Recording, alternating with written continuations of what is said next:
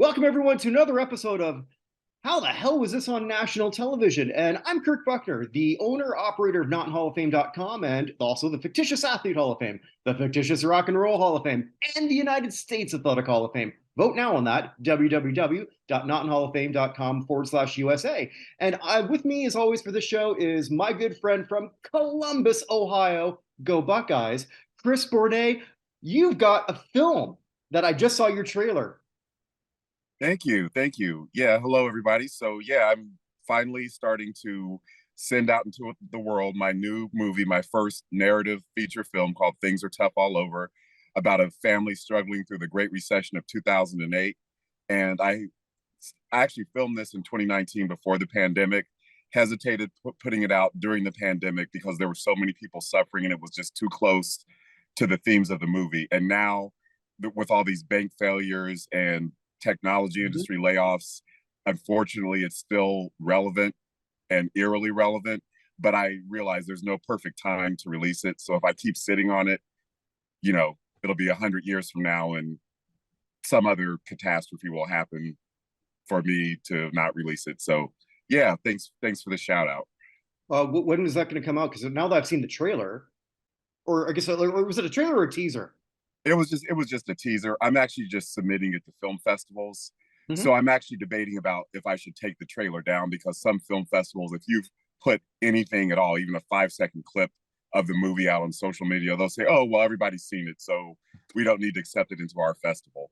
Oh, okay. So I just wanted to put it out there to prove to people, yes, I actually did film a movie. I wasn't lying when I said, oh, I'm working on this new movie. And on your next film, again, I'm going to put this out now publicly, I will be excellent as the idiot white guy. I may be a white boy, but I'm not stupid. Well, I wish I would have known that. There were a couple parts for idiot white guys in this movie. I'm excellent in that capacity. I could have flown you down and given you a per diem for a day's work. Well, 2019, you would have been flying me out from Barbados, so now it's a lot cheaper. Oh, wow. So now for the next one, I'll just drive down. Yeah, much easier. Just do like a Midwest trip from Winnipeg to Columbus or wherever you're shooting. Yeah, that's where we shot. Yeah, Columbus doubling for Chicago. Well, why not? I mean, everything doubles for something. Toronto doubled for New York, and I don't know how many things. Still does. Yeah. Can't tell you how many times I pick up my wife at the Royal York, and it's like, wait a minute, why are there cop cars with New York plates? Because they were filming something, or in Vancouver, it's like what did I see? All the stuff for the Flash. Yeah, Vancouver. I think they've almost, I wouldn't say replaced Los Angeles, but they're much more competitive economically than Los Angeles. Before we go into that, it just reminds me of when I saw Rumble in the Bronx. Oh yeah, a horrible, but a movie so bad and illogical, but it's so good. If that makes any sense, because Jackie Chan just was incredible. But then at the end, he's fighting on the dock. You're like, wait a minute, when did New York City have mountains in the backdrop? But whatever. But this is our second time that we're looking at a game show. The first time we looked at it would probably be the first and only time I've ever felt bad for really pretty people when we looked at, was it Too Hot to Handle? Are You Hot? And that was Oh, Are actually You my Hot? Yeah, idea. sorry. Too Yeah, much to that handle was the my dance idea as show well. now. Sorry. Yes. Yeah. Yeah. Are You Hot? And it was, I think, the same era. I think it was in the early 2000s where very, very attractive people were just graded on whether they're hot. Yeah. When they weren't considered a 10, they broke down. Yeah. That was the era of the Swan, the Extreme Makeover, Yeah. Face Edition. Yeah. And this here is sort of the next evolution of American Idol in a way. Yeah. And Yeah. when you proposed this, I thought, okay, so when I said yes, and then but after I thought, like, wait, didn't I see this before? Because we're looking at the British version, but I saw the US version, or at least I knew about it. I don't know if I saw it or not. But like so many shows in the United States or Canada for that matter, it started off in Britain first. Right. The premise is simple enough. You've got 5 acts over a 7 week period. So five in each 6 weeks, and then the winners move on. And they're singing their biggest hits, and then whatever something that's contemporary, which now in 2023 isn't contemporary anymore, but it's still fun nevertheless. So, why this one? Why the British one? Because you picked it. This was yours. Yeah. I again, I don't know if you said the title, but it's Hit Me Baby One More Time, which Oh, of sorry. course Yes, is a reference. I didn't say Yeah, it. which of course is a reference to the Britney Spears song, but Britney Spears was still a superstar at that time. So of course she wasn't on the show or affiliated with it. But I picked this because I picked the British one because simply I couldn't find the American version. I wanted to see the American, Oh, okay. but it wasn't available on YouTube, and I couldn't find it anywhere else to watch. So I don't know if it's a rights issue or the American producers are just more vigilant about scrubbing the internet than the British producers were, or That's good. Well, it's just like the one we really wanted to do, Who Wants to Marry a Millionaire? And we can't, yeah, 60 million people watched it and we can't find the damn thing. yeah, But, all right, but so Hit Me Baby One More Time, April 2nd, 2005 on ITV in UK, and with your host, Vernon Kay. And I wrote, who the hell is this guy? So I looked him up. Pretty much he was a model, and he's, I guess, from what I can tell, he's Mario Lopez, Britain, in a way. He okay, pretty much has parlayed his looks to sort of gigs like this, which good on him. Very, very tall, I noticed. yeah, A lot taller taller than than the average model. I didn't. It surprises me he was a model because at least in America, models are like they're over average height, but they're not like NBA player size. this guy must have been 6'6". Yeah, So he tells us pretty much we know the plot. So it's a 7 week series. And he said all these people have sold over 2.5 billion records. I'm calling BS on that. There's no way that happened with all these. well, I don't think. Well, obviously, he meant cumulatively, not individually, right? Well, yeah, but even then, I'm calling BS. There's no way. I don't know. I think I Will Survive. That was such a Gloria Gaynor. That was such a big disco anthem. That might account for like 75% of Uh, those I sales. guess if you sort of like, I'm sure there's a way to manipulate data. I guess sort of like Yeah. in terms of the traditional album sales that I'm thinking of. I doubt that's true, but I guess then they didn't even have downloads then. Whatever. No, I mean, yeah, downloads were just starting. File sharing was just starting in the early 2000s. Yeah, well, so whether that's right or wrong, it doesn't matter. But here's tonight's contestants for episode 1: Gloria Gaynor, Howard Jones, Honeys. And I went, who the hell is that? Yeah, it had to be a British girl group. And it was. So just because some things just didn't come over. When I looked at them, I thought this wasn't on Vogue. This was Vogue. Ah, thank you. Exactly. Thank you. I just thought of that. Lamal and Tiffany. Lamal, who used to be Kaja Gugu, right? That was his band. That was his band, yeah. Uh,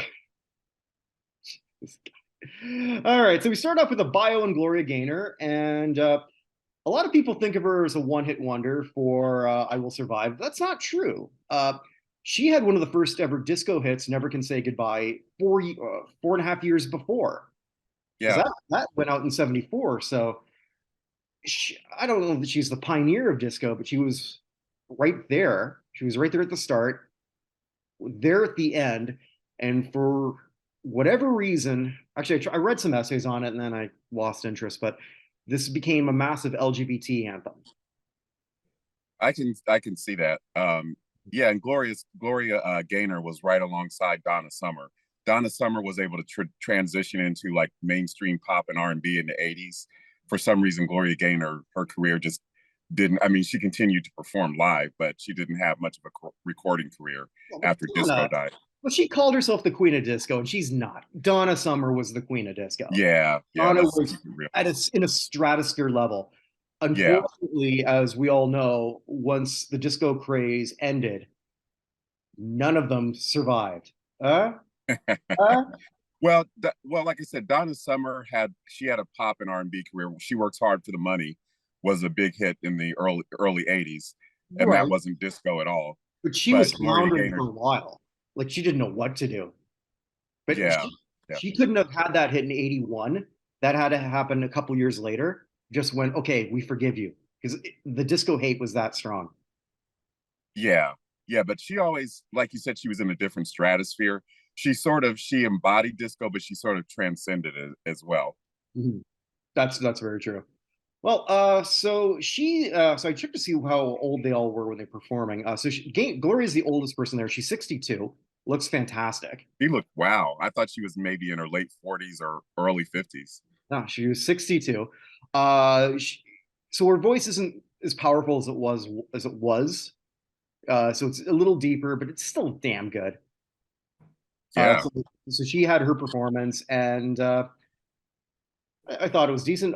Vernon asks how it feels to be part of an iconic song. She says it feels great, and and it should, because it's paid. Because in part of the montages that we'd see later, it shows how her life is great in New York City. So that's certainly paying for a lot of that pretty cool life. Because the first thing she says is, "What do you do? How do I start my day? I go shopping." All right, well, I guess that's where the money comes from. So she worked hard for the money. Yeah.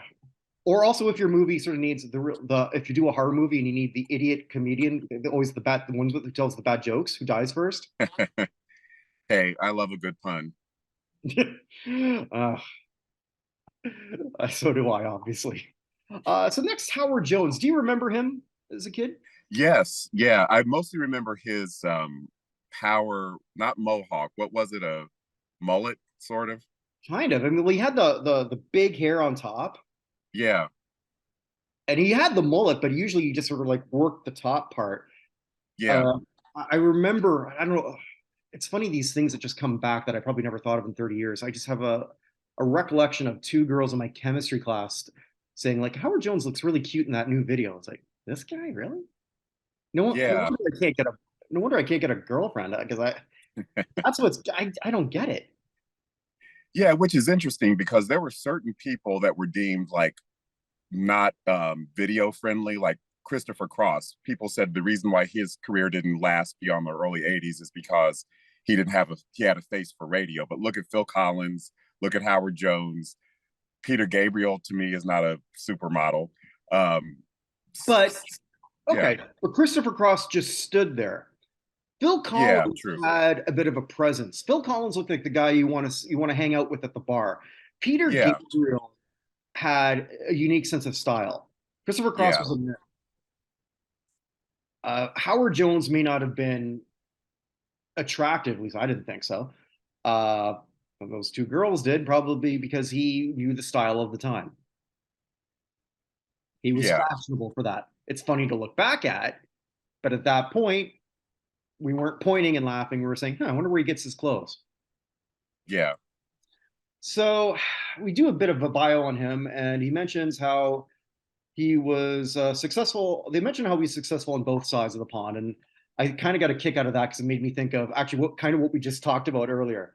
hmm, How actually before we went live, Chris and I were sort of yeah, talking about how I've always been interested in American culture, and I think part of that is just feeling insecure about our own in comparison. Because in Canada, we used to say like when we had our version of Entertainment Tonight, and look, and it's now a hit in the U.S.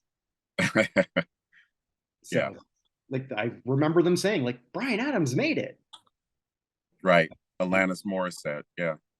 Well, but by Atlantis, it was a whole different thing. At one point I have to sort of like get, have you ever heard of the Tragically Hip? No, I haven't. Okay. Basically it's our biggest band that never made it anywhere else. Oh, And, okay. and when they didn't make it, we didn't care. We said, screw you guys, it's ours. Cool. I'll have to introduce you to that. It may not, I'll, it might be one of those things where you're just going to look at me like, I don't get it. But Never made it as big as Anne Murray, huh? You needed me. I wanted to sing Snowbird, but then I realized that I don't know the words. But they in the bio they say, well, this guy was a synth legend. Like, yeah, he wasn't a synth legend. He was synth successful. Yeah, I wouldn't put him like on Steve Winwood territory, but he was an 80s synth star, definitely. I mean, he did well, but a legend? No, he definitely was not. Yeah. So they say his biggest hit is "What Is Love." That only went number 33 in the U.S. I remember other songs. Uh, Actually, no. Things Can Only Get Better was a big Yeah, hit in that's the the US. one. That's the one. Yeah. Okay. I think Yeah. that was his biggest in the US. This one didn't go number one in the UK either. He didn't have a number one in the UK. This one number two. But so Howard Jones, he's 50. He can't do the big hair on top anymore because he doesn't have as much. But for 50 he looks perfectly fine. But he's doing it and something with his keytar, and I don't know. I just don't. You've got a keytar. I am not impressed. I never am. I don't know why. Something about that instrument, unless it's somebody with funkadelic, then it's different. Yeah, it was. I think even in the 80s, keytars were considered cheesy. It never really took off. Mm. Well, so he does the song, does fine. Didn't really lose much of his voice. And then I realized how tall I forget what this guy's name is, so I just kept calling him Doofus, the tall model. So Yeah. I'm gonna call him Doofus for the rest of this. So he looks super short, and then he talked about, you know, this guy's not a great host. Maybe he grew into it because apparently he kept doing that in the UK for 15 years later. So And he hosted the US version as well. you did? Yeah, he did. Okay. Yep. All right.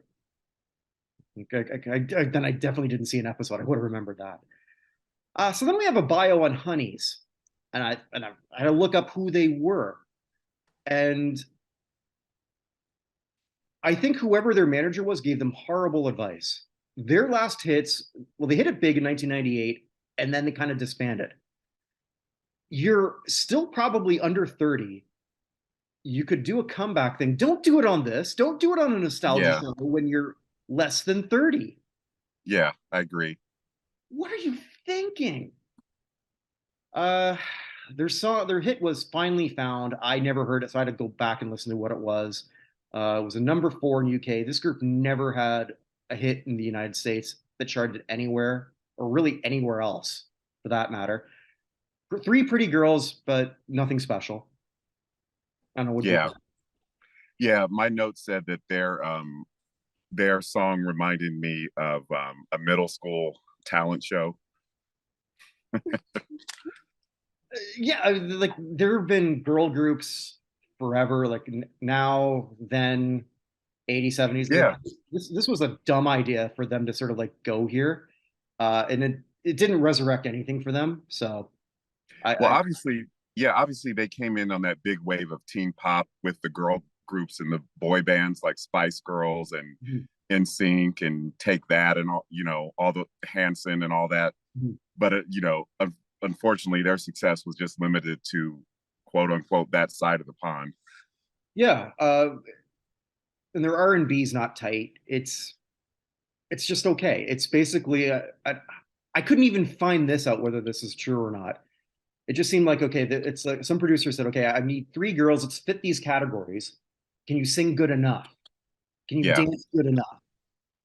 And that's who they were, and been more talent than I've got. So I have to put that out there so I don't get more hate comments because they always directed at me. They don't direct anything at you.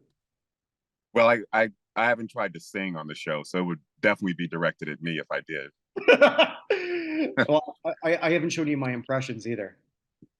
My impression of I've done impressions of when I moved from Canada to Barbados. I said, okay, I'm gonna do Gordon Lightfoot singing Rihanna.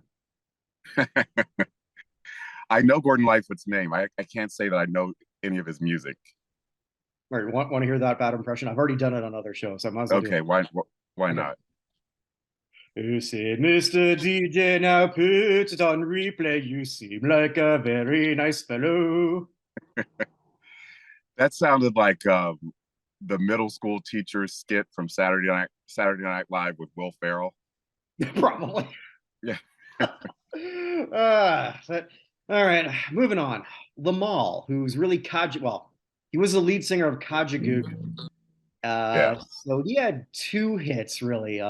One with Kajagoogoo, Too Shy, which is what he does here, and he had a solo hit from the Never Ending Story. Oh yeah. I never, later on, I'd find out why he called himself Lamal, because his real name was Christopher Hamill. So apparently, Lamal is just sort of like an anagram for that we learned on the show for Hamill. Okay. That was such a Yeah, because stupid. Lamal definitely sounds like an R&B star. Yeah, I guess so. Lamal, maybe, especially if his last name would be DeBarge. Right. It's the beat of the rhythm of the night. Anyway, so he's 47. Looks pretty good. Still Hmm. has all his hair, but he just has a lot less of it because they kept talking about his epic mullet that he doesn't have anymore. But Right.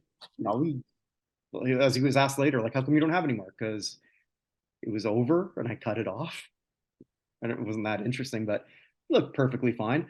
But when they did sort of like the bio of where he was, it looked like he didn't wasn't as successful as the others. Because if that's his house, I mean, it's a good like suburban house, but backyards fenced in. Either way, he's working the anyway. So he performs. He's working the crowd. He's flirting with a fat woman when he's doing Too Shy. Um, why not? Post interview just talked about they talked about his hair. Okay. It's not like he's the Mike Score from A Flock of Seagulls, like with the curl, and he's actually all Yeah. bald because he lost it all. This guy still has all his hair, so good on him. Yeah. Then we have a package on Tiffany, and we've got some revisionist history going on here. And she discovered New Kids on the Block. Like, no, she didn't do that. She toured with them, but Right. no, the guy who discovered New Kids on the Block was the guy who put New Edition together, who said, if I could do the same thing and make them white, I'd be a multimillionaire. Maurice Yeah. Starr. Maurice Starr. Yeah. That's what he said, and that's what he did, and it was true. Yeah. Did he not did he not steal all their money too? I want to say I remember some kind of lawsuit or the New Kids saying that, you'd think they'd be multi millionaires, Yeah. but because of the way their deal was structured, they didn't make nearly the amount of money they should have, and not even off the merchandising. So Okay. I do think it was one of those, you know, Lou Pearlman type Right. Yeah. puppet master type deals. Mhm. Yeah, it's probably what happened there. I remember I got home and actually saw them on Oprah, and there's Maurice Starr in his Sergeant Pepper suit. It's like, oh, yeah, what are you doing, dude? A little narcissistic on his part, but whatever. So she's only 34 because her big hit happened when she was a teen. A cover of Tommy James and the Shondells, I think We're Alone Now. And Chris, you would probably remember the Battle of the Mall Queens. It was Debbie Gibson versus Tiffany. Yeah. And Debbie had the better career. Tiffany, I guess, is better. Like, I don't know. Yeah, I definitely think of Tiffany as a one-hit wonder. I know she had a couple singles after uh I think We're Alone Now, but I don't think Debbie Gibson had legitimately had a couple of hit albums She with did. several singles. Tiffany, I don't know why I mean, I think she's perfectly fine. She's a decent singer, but I don't know why her fame has like outlasted her career. That's a good question. Well, maybe she puts herself out there more. I don't know what Debbie Gibson's doing now, but Tiffany always performed. She always did these other types of shows. Yeah. She just kept doing that. And she's making money off it. She seems to be content with who she is. And it's not like she puts in a hell of a lot of work, because I wrote down, because as she did I think We're Alone Now, said she's got zero stage presence. It's like I'm trying to think, like, how did she become a hit? So I was trying to remember myself at that age, and I guess I'm the same age as she. I think we're the same age, all of Yeah. us, I think. Yeah. Mhm. Uh, it's not like her and Debbie were particularly super hot, but they seemed super, like, okay, she might be the hottest person at the party and she's going to talk to you. And also, it was like the 80s were a time when the girl next door could still be a superstar. That was before women were, I mean, women have always been sexualized, but you didn't have to be so blatant about it. So her, Debbie Gibson, even if you look at Paula Abdul was dressed, from the neck down. And so was Janet for her first few hit albums. Never So thought of that. You're Madonna, right. Madonna was really the outlier as far as, in the 80s. So that was an era where you could still be wholesome and still be, you could be a star if you were a woman. That was before, before it became so blatantly sexualized. Mm-hmm. No, that's a good point. But I think also too that also helped Tiffany, because a lot of her audience wasn't necessarily male; it was female. Because I think Yeah. that if you were, okay, it's the same age as Tiffany, right? And you're looking at her thinking, okay, she's not that much better looking than me. Mm-hmm. She can't sing that much better than me. I can do what she does. Yeah. Maybe I'm wrong. I don't know. I was never a teenage girl, so I can't really answer that. But I, anyway, I guess maybe because I think also too, and you and I talked about this before. I think I brought this up. The modern moves now, when we look at the Korean K-pop, right, and everything that a BTS can do. Granted, that's not for people like you and I, but when we see them on TV and do what they're doing, it's like we don't have to be into their music to appreciate. Holy crap, they put in a lot of work, and that's talent.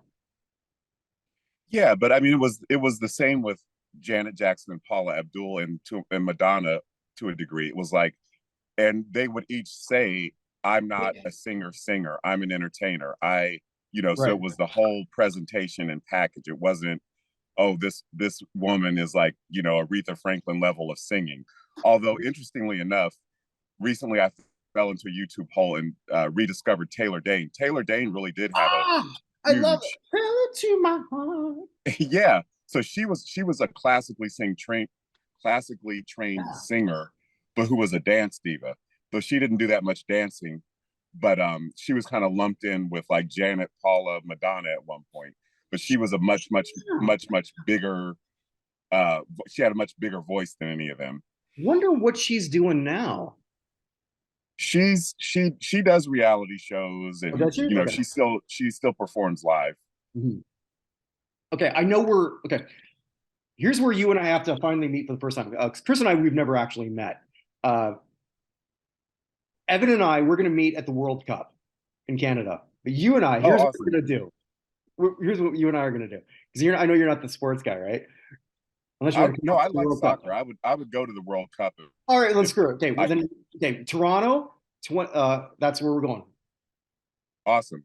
All Love right. it. Love it. But I was sort of thinking like it'd be like one of those things uh, where they have like all those 80s festivals in the Caribbean. That would be fun too. Yeah, or something like that. Actually, between our credentials, we could probably just get backstage and just interview them all. Yeah. You'd have to do the most of the heavy lifting because I'll probably be drunk. Big shock. Also, if in your next film you're looking for the drunken white guy, Arthur, another remake. oh God, no, no.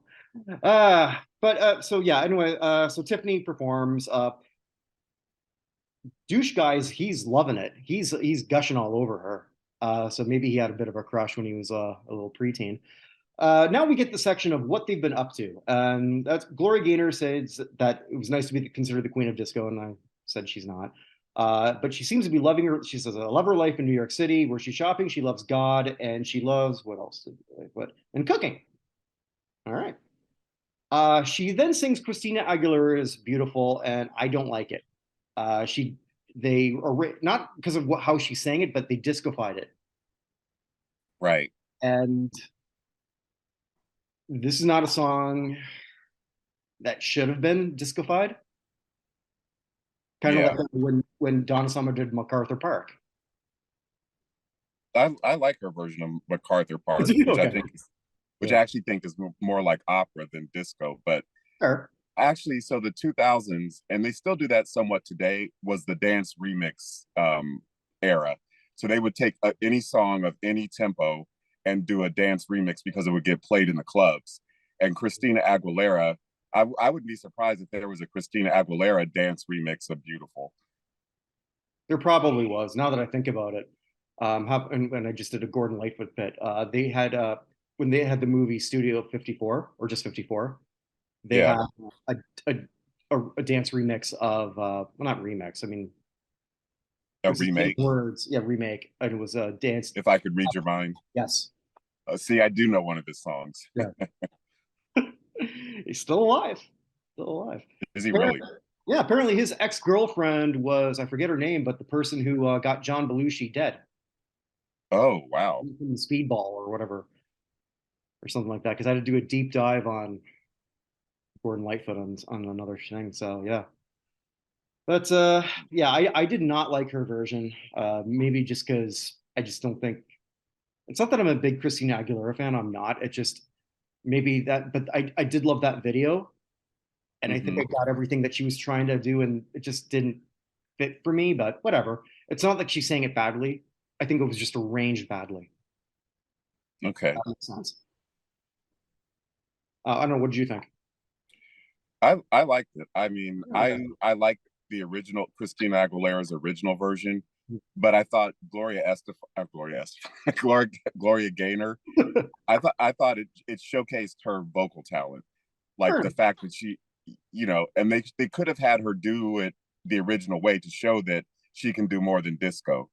So even though I think she sang it well, it sort of did her a disservice by not showing, hey, she can do a power ballad. Of course you can. So Yeah, maybe yeah, that's what I wanted to see instead. But yeah. whatever. I'm quibbling over nonsense here. So it goes to what's Howard Jones up to, and he says he's still recording and doing gigs, and I'm sure all the dozens of people love that. We learned that he's been a Buddhist for 11 years. Okay. Um, my father-in-law is a Buddhist. Maybe that's why. Tina Turner's a Tina Turner's a Buddhist. Is she really? Yeah, that's what she credits for getting her out of the bad situation with Ike was I didn't know the that. self-development she learned through Buddhism. Okay. Or that's the other thing where we finally hang out somewhere. If Tina doesn't come back to her, huh? I don't see it. She sold her name, her image, Oh, her catalog, what stake she had in it because she's been very ill. she has? Oh, I didn't know that. Yeah, she had a kidney transplant. She had cancer. I don't know if the cancer's in remission, but I Oh, mean, she was like really like supernaturally healthy up into her 70s, but then she just like when she started falling ill, I mean, she really fell ill. oh, I didn't know that. I haven't been Yeah, following. she retired from touring, and then it's not like one of those Kiss retirements where 2 years later she's back on the road. I mean, she had serious health issues. They're coming right here. And I told my wife, guess where you're going to? She goes, yay. That was our first review, wasn't it? Their TV movie. That was one of them. No, what was our first Yeah, review? Was it Pink Lady and Jeff? I don't think that was the first one because I remember that was during the pandemic, but it Yeah. was one of the first. It was during the Barbados years. Okay, yeah, Yeah, I don't even remember what our first one. Yeah, it could have been our first one. Kisses will always be my guilty pleasure band. I know that they're not great. I yeah, know they sing about nonsense. They put on a great show, and I get a kick out of them. yeah. And I do too. yeah, And they're not pretentious. They don't pretend to be anything more than what they are. Gene's pretentious. You think so? Yes. Well, okay. My wife, when she worked at Royal York, she met piles upon piles of celebrities. Most of them were just average people, well, interactions. Uh, Two people stood out above them because they put in an extra effort. One was former Prime Minister Stephen Harper. Hmm. He said, "Do you want to take a picture with me?" And she wasn't supposed to, but what do you do when the Prime Minister asks you? Because you're not supposed to approach that. Yeah. So, but so she did. The other one was Flavor Flav. Now, the two assholes, Gene Simmons and Bieber, not Justin, Bieber's dad, who came Oh, wow. staggering in. Do you know who I am? Wow. And so my wife said, "No, I'm Justin Bieber's father," and then demanded this. And you kind of have to. Typical stage parent, it sounds like. Yeah. Well, from what I understand, he only went back into his life because he hit it big. So he Yeah, was a stage parent. He's a parent hanger oner. Is that a word? yeah. Deadbeat dad turned groupie, I guess. Yeah, I think Family Guy, Brian, there's a bit sort of like that where he sort of he's the deadbeat dad, and then his son becomes a TV star. Something to that effect. Anyway, Howard Jones sings. I didn't like this either. Did White Flag by Dido, and it Hmm. wasn't that he was terrible at it, but maybe because I just love Dido's version so much. Yeah. Once Yeah, again, I thought it was decent, but he made it sound like, I don't know if you remember his ballad, "No One Is to Blame." And yeah, I love that. totally. Yeah, That I was what I love was that trying to song. remember. Yeah, I love that song. And I feel like he tried to turn Dido's song into like he was trying to like do "No One Is to Blame" set to like Dido. It was just weird. It was like a weird fusion of him and her. And it, yeah, I didn't think it really worked. Yeah, Although his delivery wasn't that bad, I just felt like you said the arrangement wasn't didn't really suit the song. I don't think it was a good fit for him.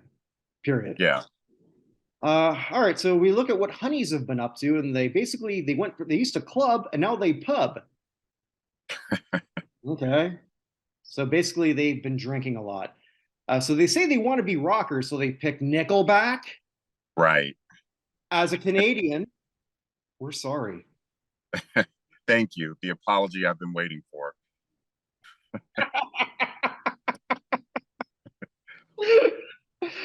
Uh, I, I will never understand the popularity of this band. I don't get it. They've been around forever. They still are around. They just got inducted into the Canadian Music Hall of Fame. Oh, wow. I used to have someone who worked for me. That was her obsession, still is. She just went to the Junos, which is our version of the Grammys. Sure. Sure, why not? I could have said any sort of First Nation sounding word, and you would have believed it. They just won at the Inuktitut, but yeah, at the Junos, that's where they combine. Actually, it's a pretty good idea where they combine that with the Canadian Music Hall of Fame honoree. Okay. And, so she's there, like paid whatever money she's got to go front row, backstage. I don't know. Has her Nickelback tattoo there. At least it's done well.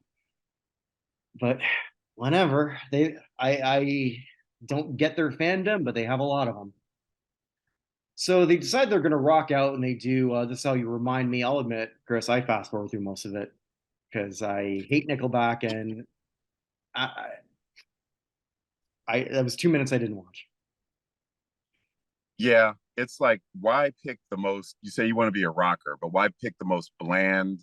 It's not even. I don't even consider Nickelback rock. I mean, they're pop rock technically, but yeah, why not pick Joan Jett, or why not pick Pat Benatar, or why not pick a female rocker that they could really just showcase, yeah, we're rockers, instead of picking a bland, basically what's like a boy band.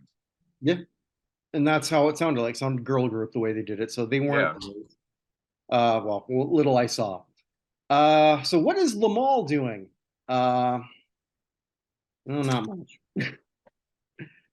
Not a whole hell of a lot. So he sings "This Love" by Maroon 5, and he wasn't bad. He's okay. Not, but he doesn't have a. I wrote down he doesn't have the blue-eyed soul to pull this off. No. So like he was okay. What is Tiffany up to? She's married. I don't know if she's still married. I didn't look to see if she was married to the same guy. Still performs. They did a whole montage of how she loves to exercise. Okay. And then as I was doing my research, I saw that she was in Playboy at one point. Oh, I I didn't know that.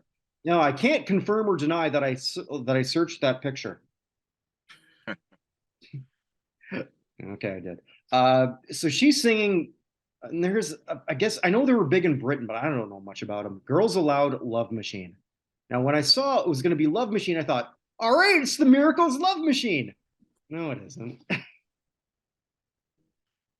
Well, I guess that was sort of savvy of her to choose, as since the show was in Britain. I mean, Hit Me Baby One More Time was a British show, for her to choose an audience favorite. I didn't know the song either. And it reminded me of like a amusement park performance. I don't know if you have at our amusement parks here in America, we have like little amphitheaters where people do reviews, Yeah, we got that and too. that's what it reminded me Only, of. only we do this in an igloo because we're so far up north. But yeah, Yeah, we do have that. I saw what Girls Aloud did. Her version, Tiffany's version, looked like a Texas two-step. Like if you're yeah, doing like Six Flags Austin or something. exactly. And I wrote down, this is terrible, but whatever. Now, here's the thing that I guess we didn't talk about before, because the votes are all coming live, or now they can vote, but they have to like get them all sent in by text, and you have to pay was it 25 pence or something? I don't know. British people, I'm sorry, I don't know your currency. Yeah, that was also back before cell phones were like everyone had one, so it was like texting was really, Mhm. well, somewhat expensive. So you really had to be a fan of these people to vote. Yeah, yeah. So you actually had to pay. You're putting your skin in the game, literally. So we have they didn't know what to do here, so they've got to sort of collect votes. So they have like 10, they have 5 minutes of just recapping what we already saw. Okay. Bad television. Then more time wasting where they're just showing the clips of them backstage looking at their outfits, doing a bit of rehearsal, and then getting makeup on. It's boring television. Horrible television. Bad producing. They could have come up with something else. I don't know what that would have been, Chris, but it wasn't this. It wasn't 20 minutes of filler. Well, Uh, and what from what I understand was that it seemed like it was broken up into episode two was episodes it? on the same night. Like it, Ah, yeah, like this YouTube clip was like somebody edited together the two shows. So the performance show and the makes results sense. show were on the same night, but there was like an hour and a half. Like some show came on between the performance show and the results show. Unlike American Idol, where the results show is the next night. I think they thought Okay, okay. we can't lose the audience. We can't take the chance that That people will tune explains it. in tomorrow. So we have to get it all in on one night. Okay, that explains it because I was wondering, like, why you like you have nothing better? And then to be fair, they still had nothing better. But okay, that makes a lot more sense. Okay, so we get a scene where they're all backstage and they're just waiting on the announcement, and there's no voting tally. We just say, okay, here's the winner, and then it just pops up on the stage. And I should have mentioned that all of them pop up on this riser. Yeah. And it's Tiffany. Okay. Tiffany wins, which I guess we should have been clued in on, because when they were announcing everything, here's your five people, Glory Gaynor. Tiffany got the biggest reaction of anybody. Yeah. So England, is she that big there? I guess she was. Yeah, I was really surprised she was the winner because, like you said, I didn't, at least in that performance she did, I didn't see that much stage presence. The song didn't resonate, but apparently that song and Tiffany are huge in the UK. Well, so who would have been voting at that point? So it would have been people who would have said, okay, we're gonna put in our 25 pence cents, whatever the hell it was. So Tiffany's 33. you've got an audience that could afford it for her. Now, Yeah. Gloria Gaynor fans would have said, "I'm not What's paying for texting? this." Yeah. But not what's texting. I'm sure they could text. They're just like, I'm not gonna. But yeah, uh, Lamal and Howard Jones are no longer good looking. Putting it bluntly, they look perfectly fine for their age, but they're not sex symbol. They weren't drawing that. And who was the other one? Honeys. They were just there. So maybe this was perfect for her to win.